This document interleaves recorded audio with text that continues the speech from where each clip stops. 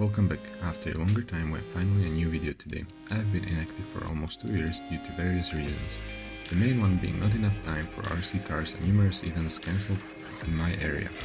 Without further ado, let's begin this video where we will take a closer look at the X-Celerated series Forest LiPo battery from Team Coral.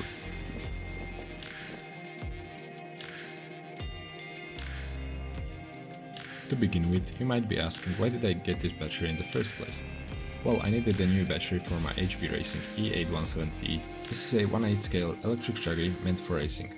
The previous battery that I used in this car was from a company called LRP and it only lasted 1.5 seasons.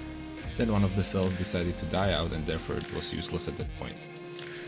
Tough requirements of this car narrowed down my choices quite a bit.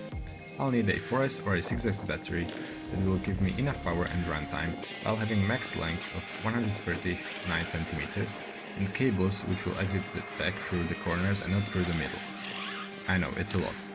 Fortunately, Team Coral had a solution for me with their X-Celerated series. This is the middle series provided by this manufacturer. It offers 100C discharge rate. That is some serious power.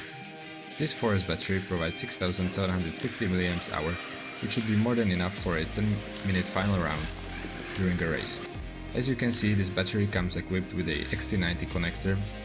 For the price of €110 at my local hobby shop, I was expecting to get a female XT90 connector in the package as well, but unfortunately there was none.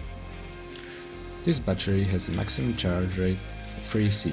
This means that if we multiply the capacity, in this case 6750 by 3, we will get 20,250 mA, and dividing that number by 1000 to get 20 amps. Most basic chargers aren't even capable to output such a high amperage, but if it is able to do so, it will decrease the time needed to recharge your battery, but it isn't healthy to do this often as it decreases the lifetime of your battery. Therefore, if you aren't in a hurry, rather charge it using 1C, or in other words 6 or 7 amps. In order to conclude this video, I would like to say that although I ran this battery only a few times, I think it has a great potential. So far it has performed very well on the track while training, and hopefully it will stay that way throughout any upcoming races. Anyway, thanks for watching, like the video, and if you have any questions leave a comment down below. Other than that, enjoy a few more clips from the track.